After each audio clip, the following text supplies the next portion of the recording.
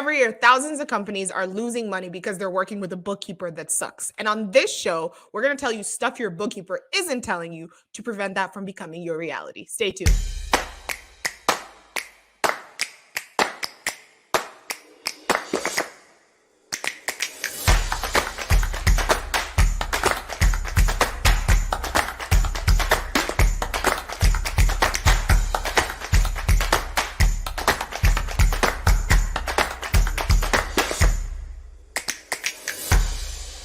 Welcome back to the show, Stuff Your Bookkeeper Isn't Telling You. I am Lola Turner, CPA, your host, and I'm going to bring on my co-host, Mr. Terrell Turner. Welcome on, Mr. Turner. Welcome. Thank you for having me. Well, welcome to your show. So we are your co-hosts, Terrell and Lola Turner, and we are super excited to just do this show. We're really, really looking forward to sharing some amazing information for you. And Terrell, anything else you want to say about this?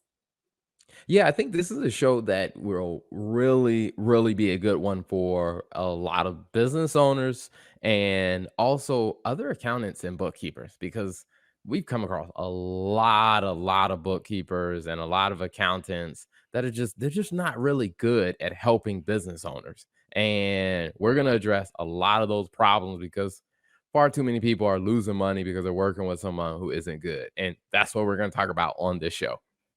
Yes, and just for some context, we've done for those that are new to the Business Talk Library, that for those that are new to just Terrell and I, just some background, we've done over almost 500 interviews with business owners on some other shows. We've done multiple consulting sessions, we've done multiple one-on-ones with business owners, and the common trend that we oftentimes find when we look and see that there's a misunderstanding or there isn't clarity on the numbers, oftentimes it's just a lack of proper information. And what we oftentimes find is the reality is the bookkeeper that this person is working with just sucks. And I mean, it's sad, but it's the reality of the situation.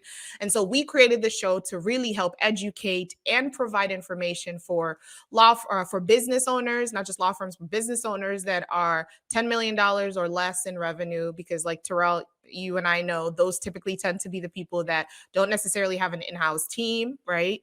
Don't have an in-house finance and accounting team, but then also, like Terrell said, bookkeepers and accountants. Because if you are not in tune with the information that we're sharing on this show, you are likely to be the next person up on the chopping block to be fired by your, business that you're working with. And you don't want that to be you. So we're here to help and share that information. But more importantly, we're really here to share the strategies that we need to share for you as a business owner to kind of have that information to make the decisions that you need to make on and in your business.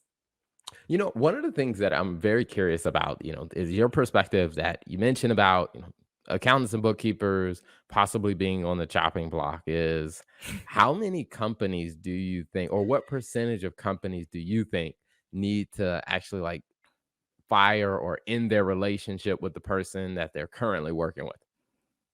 I will say based on the people that we have discussed and talked to and even the clients that we have, I mean, I don't want to say 90% because I think that's a stretch, but I would say probably half or more. Because the reality is, I want to be fair to say that a lot of times when people hire bookkeepers, there's a couple of things people are looking for. One, they're just starting their business or their business is just growing, right? So at the time, they don't really have a clear need of what they want or what they even need, right? And this is one thing that we've talked about. We're going to do an episode on the difference between bookkeepers and accountants versus CFOs and all those things. But a lot of times when you're starting out your business, you don't really know the difference, right? You just need someone to take care of your books. You need someone to do some accounting in the background. And then you hire this person who you were referred to by someone that you don't know. And that person's worked with you for a few years. But the problem that I've seen that a lot of business owners make is they don't evolve their accounting support as their business grows. So, you've had this person for 8 years and 5 years or however long they've been in your business. Now, you brought them on when your business was doing $100,000. Now your business is doing $3 million in revenue. There are different decisions and different strategies you need to be implementing. And the reality is that person that started with you might not necessarily be the best fit, or you need to supplement those services with a different type of finance and accounting support to really help support your business. So I don't want to say, 90% need to be fired because the reality is those people may have been hired at a time where, as a business owner, that's exactly what you needed. But it's not necessarily that, they just suck and they're not doing a good job. It's just they're not really a right fit for where your business is right now. So I will say I think a lot of times I see it's a mix and support issue where, like, you brought them on when your business was at a stage where they were able to do just the bare minimum and it worked, but now your business has grown and they need more strategic support, which is very different, from just they were not capable, which we've seen a lot of those situations as well, where they don't understand accounting, they don't understand finance, they just know to book, debits and credits, and even sometimes those are wrong. So it really is just being able to understand, there's the bookkeepers and the accountants that just suck, and or bookkeepers that just suck, and then there's ones where it's just not a good fit for where your business is today. Yeah, I mean, I think that's a really good point because that will be something we explore more of is, Mhm. finding that right fit match. Because I've even told some people that I'm not the right bookkeeper for you. Like our firm Mhm. isn't the right firm for you.